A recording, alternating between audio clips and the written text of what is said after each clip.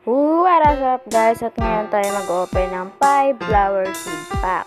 Sa mga hindi nga po pala nakakaalam, ang flower seed pack ay nabibili po sa Queen Bee at itetry niyo po yun sa honey. First hatch ng seed pack, ang nakuha natin ay rose. Ang common, okay, medyo malas tayo dun.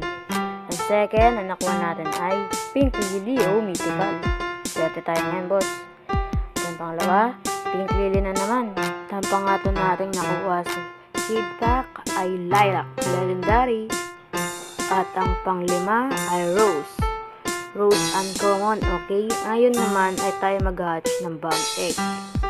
Mag-hatch tayo ng bug egg. At candle, bigyan mo kong golden dragonfly. 3, 2, 1. Ang nakuha natin ay snail. Snail, okay? Ngayon, pagkakuha natin ng snail, punta tayo dyan. Tanggalin na flower.